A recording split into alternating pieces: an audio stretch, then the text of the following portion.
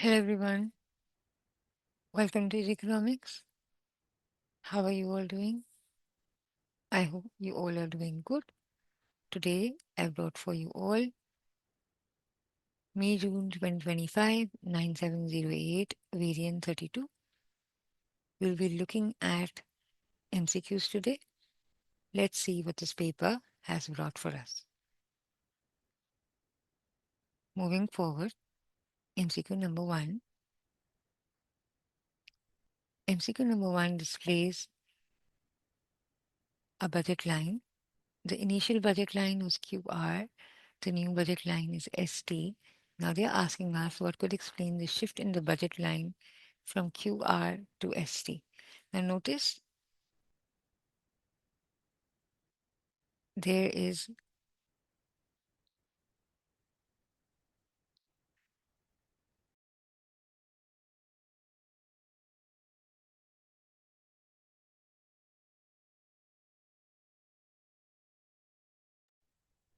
now if you notice it's a parallel shift to the budget line. Now the initial curve was QR and now the budget line has shifted entirely parallel to the initial curve from QR now to ST.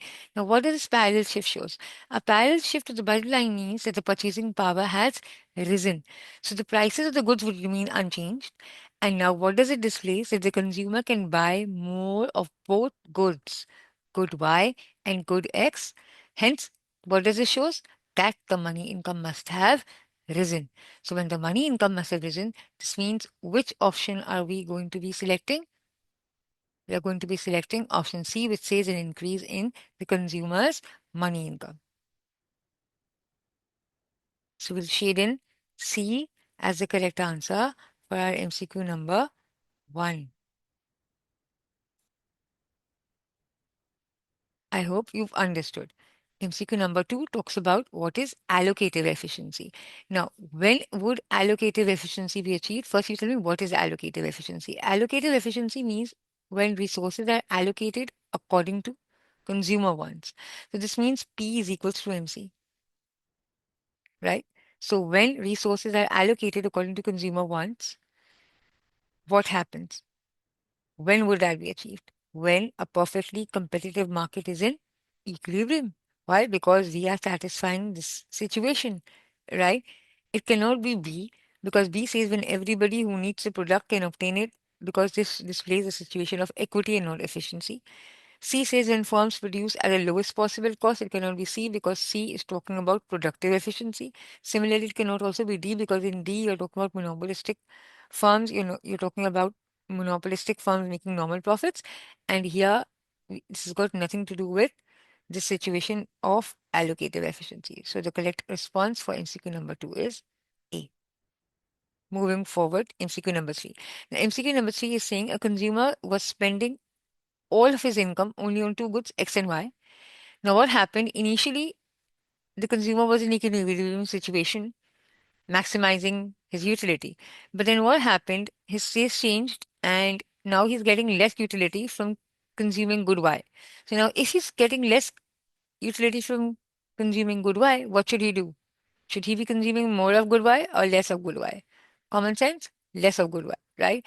So now they say, keeping the thing in mind that prices of both the goods are unchanged, what would be a rational response from the consumer? Now, what would be a rational decision? Now, since we know that utility from good Y is less and prices are same, so he should be buying less of good Y. So he should be buying less of good Y. So you can directly chop A and C there and then. So you're left with B. But then what about X? So if he's buying less of good Y and prices are same, so this means he should buy more of X. This means what option should we select? B. So we'll shade in B as the correct answer. Moving forward, MCQ number 4. MCQ number 4 talks about moral hazard. It says, when would a moral hazard occur? Now, we know when we are talking about moral hazard occurs when someone takes what? Greater risks. Why? Because that person is not going to bear the cost. Somebody else is going to be bearing the cost. So, in order to identify situation of moral hazard, look at the options, which is the precise one. When a person undertakes an activity that causes harm to another person, or when a person undertakes a risky activity knowing another person bears the risk, when the seller of the product has more information than the buyer. No, that's not the answer. A is also not the answer when a consumer does not have full information about a product, because that's nothing to do with moral hazard. What about B and C? When a person undertakes an activity that causes harm to another person, when a person undertakes a risky activity knowing another person bears the risk. C is the correct answer, right? So it cannot be B, because B is talking about negative externalities. B is talking about negative externalities. It's C. Like, for instance, a person is going to be driving the car recklessly because he knows that the car is insured, and the insurance company is going to be bearing the cost. Now you understand my point of view? So for 4, we'll shade in C as the correct answer. Moving forward, MCQ number 5. MCQ number 5 is displaying 4 different types of average cost curves. Now they are asking us which diagram illustrates diseconomies of scale. Now, diseconomies occurs when average cost is increasing as output level increases, right? So when output level increases, which situation is displaying an increase in average cost? So output increases, average cost increases in the long run. It's in C. Notice output is increasing and now the cost is going to rise, right? A and B are showing short run. In C, it's a downward sloping curve. So it has to be C. 5 will shade in C as the answer. Moving forward, MCQ number 6. 6 says, what would enable a firm to increase its market share in a monopolistically competitive market? A firm intends to increase its market share. Now, first you tell me, a monopolistically competitive market is what? When there are many firms which are selling differentiated products. So the best way to attract customers is what? Through advertising, through product differentiation, right? And when it wants to increase its market share and everybody is selling differentiated products, so a successful advertising campaign is the best way to increase your market share. 6 is D. Moving forward, MCQ number 7. 7 talks about two manufacturing firms who are in the same industry, similar products are being produced, and now they are trying to merge together. What would be the least convincing reason for merging? So now, why do you think their merger would be least suitable? Why won't they merge? Or what benefit would they not achieve by merging? Greater bargaining power when buying raw materials, technical economies of scale would produce savings in management and admin costs. All three are valid. All three are valid reasons of merger, except for D. Why? Because D talks about reducing dependency of firms on the suppliers of raw materials. A merger does not reduces the need of depending on suppliers for raw materials, because they would still be requiring raw materials even after there is a merger. So D is not a valid reason. So for 7, we'll shade in D. A, B, and C could all be the reasons behind the merger except for D, because D anyhow would have to be done even if there's a merger or there's not a merger. Moving forward, MCQ number 8. MCQ number 8 talks about the marginal social benefit of consuming a drink is less than marginal private benefit. So the marginal social benefit is less than marginal private benefit. So this means what? That it's not viable. The consumption has to be reduced. So now what's the best way to reduce its consumption or limit its resource allocation in the market? Look at the options. Give a subsidy. If you're going to give a subsidy, it's going to increase competition in the drink industry, impose a maximum price for the drink above the market equilibrium price. A maximum price above the market equilibrium price would be ineffective. So it cannot be A, it cannot be B, it cannot be C. D says impose a per unit tax on the drink. That's the correct answer, because if you're imposing a tax per unit, it's going to decrease the consumption. And that's exactly what we intend to do. So for 8, we'll shade in D as the correct answer. Moving forward, MCQ 9. 9 talks about a country's government banned cigarette smoking in enclosed public spaces, such as offices, shops, bars, and restaurants. What is a government failure arising from this ban? So if the government decided to impose a ban on smoking in public areas, what resulted in a government failure after this ban was imposed? A says decreased consumption of cigarettes by smokers. B says decreased levels of passive cigarette smoking. C says increased litter from used cigarettes outside offices and shops, and D says increased sales of cigarette substitutes like nicotine patches and gum. Now, if you look at the options, people now smoke outside, causing litter. That's an unintended consequence, and that's the answer, right? So C is the correct answer. Why it can't be D? Because increased sales of cigarette substitutes like nicotine patches and gum has got nothing to do with government failure. So for 9, we'll shade in C. So now since people are not allowed, so increased litter is caused in places outside offices and shops where people are smoking. 10. 10 talks about a worker has low wage. They have little incentive to work extra income because they are leaving more income tax and receiving fewer means tested benefits. What situation is it talking about?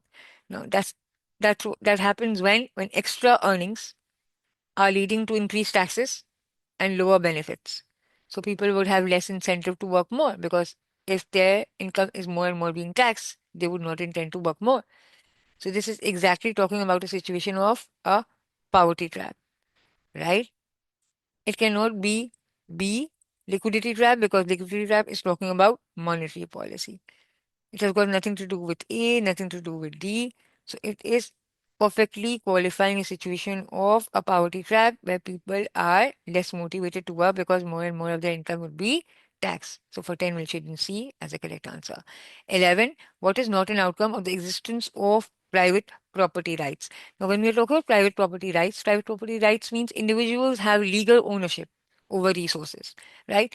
So they encourage private owners to conserve property when its value is expected to rise. They give private owners the incentive to manage their property carefully. They make private owners accountable for damage to others.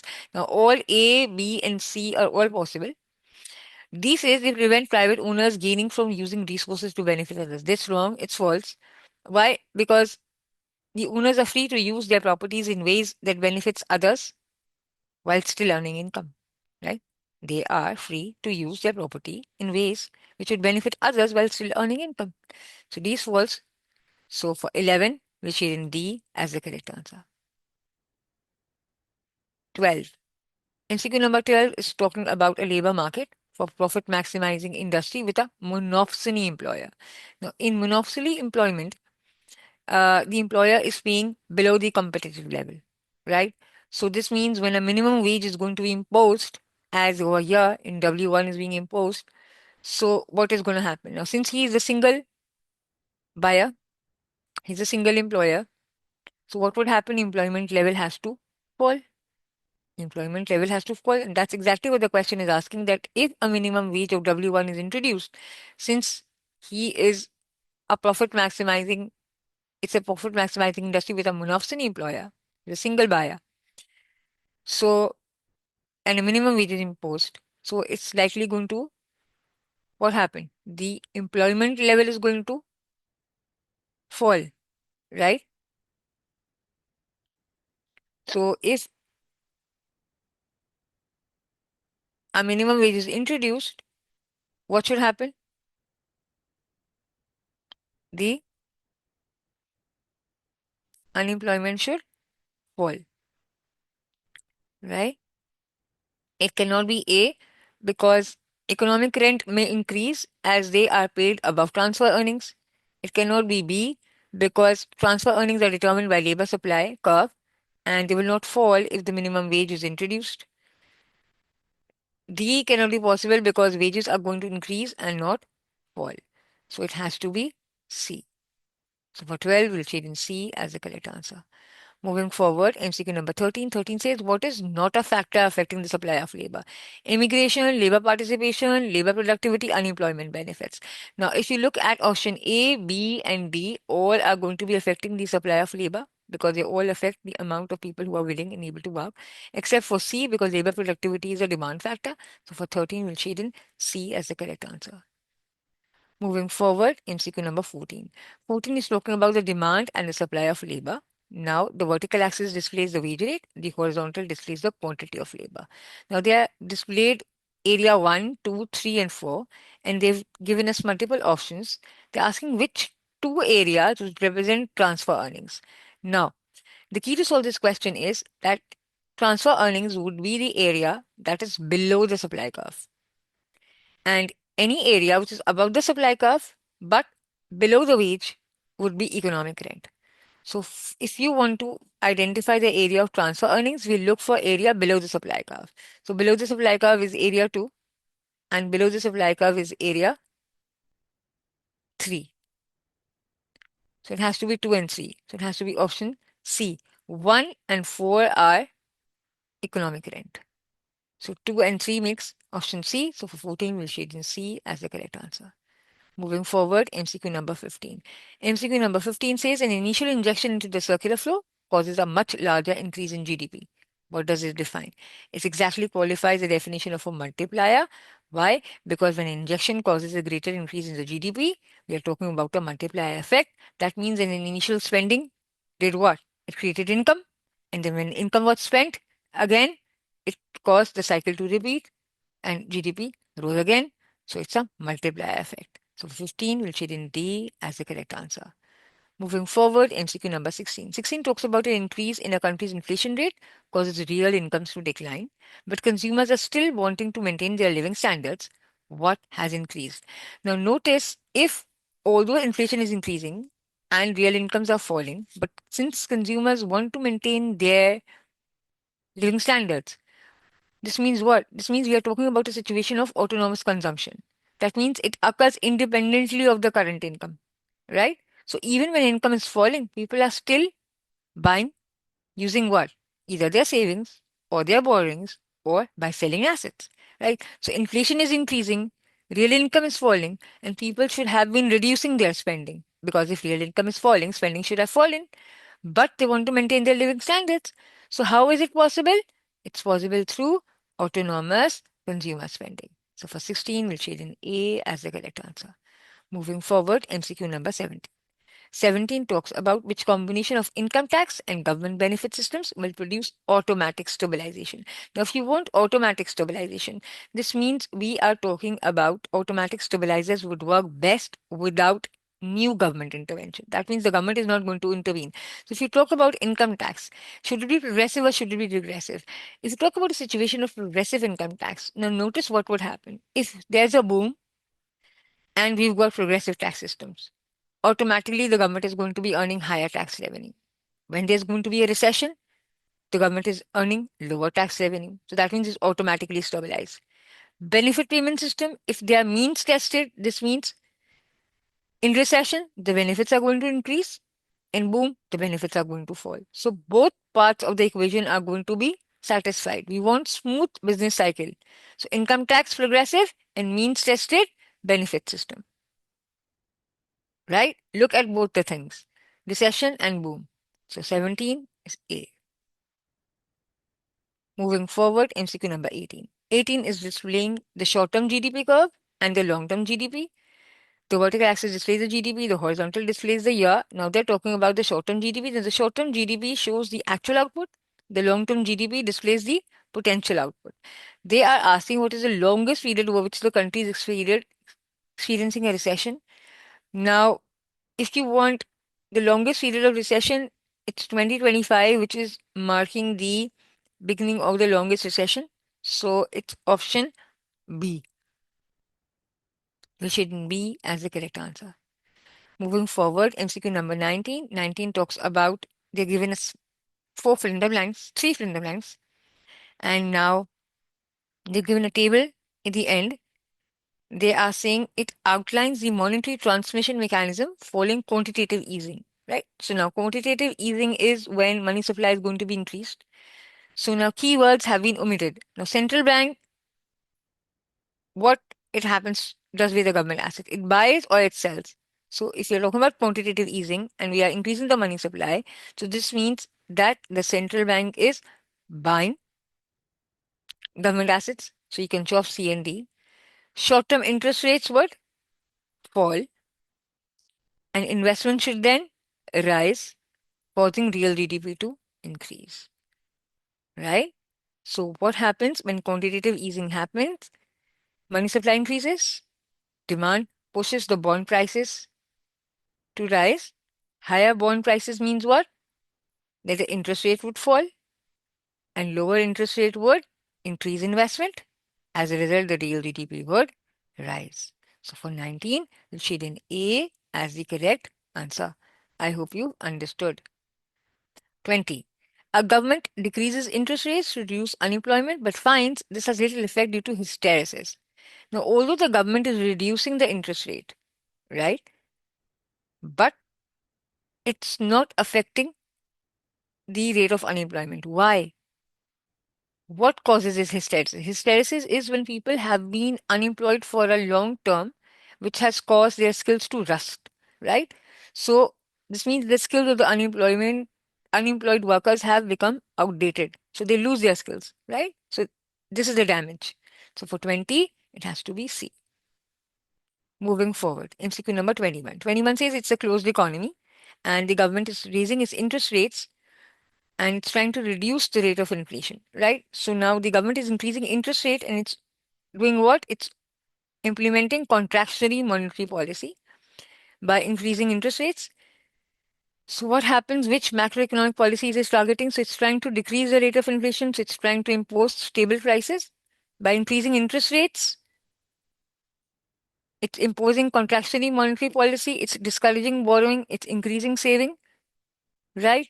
So its aggregate demand is going to fall and inflation is going to fall. So for 21, we'll shade in D as the correct answer. Moving forward, MCQ number 22. 22 says the government is setting a target for the annual rate of inflation for not to be more than 3%. So it does not want inflation to exceed more than 3%. Now, which circumstances would make it difficult? Why would it be impossible for the government to achieve this situation? When would be difficult? A says if devaluation of the currency leads to a trade surplus. Yes, that's the answer. Why? Now, why would it be difficult? Because when devaluation would happen, what would happen? Imports would get expensive. So it would be imported inflation, right? So this means exports demand would increase. As a result, aggregate demand would increase. So both would put an inflationary pressure, making it difficult for the government to achieve its target. Why it can't be B? If interest rates are increased to control effective demand. Why? Because if interest rates increase, inflation is going to fall. But here, inflation is going to be making difficult. It can't be C. If the government increases its tax revenue, if the government increases its tax revenues, aggregate demand will fall. So inflation should fall. It cannot be D. If wage increases are kept in line with productivity, so what would happen? Inflation would be controlled. But here it's saying inflation would be difficult. So it has to be A. As we've understood. 23.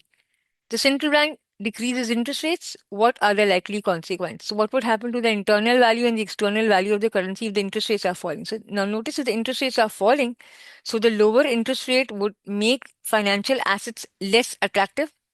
So, financial investors would withdraw money. So, the currency demand should fall internally. So, internally, the currency demand should fall. So, you can chop rise. It has to be falling. What about the external value? So, the external value would also fall. Why? Because when the interest rates are low, people are going to increase their spending, aggregate demand is going to increase, inflation is going to increase, the purchasing power is going to fall, and internal value would also fall. So internal value is going to fall, and external value will lose its interest because people would be withdrawing money. Financial investors would be withdrawing money. The currency would be no longer lucrative. So external value would fall, and internal value would also fall. So for 23, it has to be A. 24. What is the most likely consequence when there's an increase in the national debt? So if there's an increase in national debt, that means the government is spending more. And so what would happen when the government borrows more? It competes with firms for loanable funds. So the debt is increasing and the government is borrowing more. So it's competing with firms for loanable funds. So this means what? Interest rates should rise. So if interest rates rise, private investment is going to fall, which is called crowding out. If interest rates are going to rise, private investment is going to fall, which is called crowding out. So 24 has to be D. 25. Which policy will help reduce income inequality? So now if you want to reduce income inequality, which is the correct option? A says to increase indirect taxes. It cannot be A because if you're going to increase indirect taxes, that's regressive. B says to increase trade union power. Yes, that's the correct answer because if you're going to increase trade union power, it will make income distribution equal because people who are not better off, now those employees are going to be better off, so income inequality would fall, right? It cannot be C because if you are going to increase the rate of interest, so it would further worsen inequality. It cannot be D because again, if you're reducing welfare payments, you're going to widen the gap between the rich and the poor. So it has to be option B. 25, it's B. 26 says the value of the currency of an open economy with a fixed exchange rate is below its purchasing power parity value. So if the value is below the purchasing power parity, so what happens when you're going to adopt a floating exchange rate? It would appreciate. So stronger currency would make imports cheap and imported inflation would fall. So the lower inflation would be benefiting most, right? So it would be low inflation. It cannot be B because unemployment is not going to fall, unemployment is going to rise. It cannot be C because current account may worsen. It cannot be D because growth may slow. So it has to be option A. Moving forward, MCQ number 27. 27 says which policy will help correct a deficit on the current account of the BOP. So now if you want to improve the situation of the balance of payment by reducing the current account deficit, A says decreasing direct taxes. If you are going to remove direct taxes, imports are going to increase and it's going to worsen of the situation. It cannot be A. B says decrease government regulation. Yes, that's the correct answer because if the regulations are going to fall, what would happen? It would improve efficiency, right? Production costs would fall, competitiveness would increase, exports would increase, and current account would improve. It cannot be C. Why? Because if exchange rates are going to increase, exports are going to get expensive and current account is going to get worsened. It cannot be D because if government spending is going to increase, again, imports might increase. So it has to be B. 28. 28 displays a table. It shows changes in population, inflation, and number of years in education, which combination would lead to an increase in both real GDP per capita and HDI. If you want an increase in both real GDP per capita and HDI should increase the number of years of education should rise, not fall. So you can chop C there that very moment. The rate of inflation, if you want the real GDP to rise, so the rate of inflation should be falling and population should also be falling. So it has to be A. So 28, it has to be A. 29. The following are the four conditions attached to IMF loans to low income countries. Which condition would conflict with the infant industry argument? So, infant industry is when you want protection for your local industries, which are in the initial stages. So, if A says A says, now they are saying which condition would be contradicting. So, if you are going to be allowing free trade, so it's going to be removing the protection and it will directly conflict. So it has to be A, right? Because infant industries need protection and free trade would be removing it. So for 29, we'll shade in A as the correct answer. Moving forward, MCQ number 30. 30 talks about two countries, X and Y. Now they formed a custom union, which has caused the tariffs to remove. So initially, P1 was the price with tariff. Now when the tariff was removed, so now this is the price has fallen. And now this is the supply in country X. This was the demand of country X. And now this is the supply by country Y. Now the thing which shows the effect on the market, how much wheat was imported in country X from country Y before and after the custom unions. Now notice, this was the supply and this was the demand in country X prior to the custom union. So this means this gap was the shortage and this was initially imported, right? So which region is this? LM. So LM was the region before the custom union, either C or D. So you can swap A and B there and then. Now, after the tariff was removed, the price fell. So now notice this is the supply and this is the demand. So this is now the difference, K and N. So after the custom union, this much is imported. Since the price has fallen, so now the demand, there is more being demanded. So this difference has risen. So now before custom unions, LM, after it's now KN. I hope you've understood. So for 30, we'll shade in D as the correct answer. I hope you enjoyed solving this paper with me. Stay tuned, subscribe. I'll be coming with more such papers for you. Happy learning.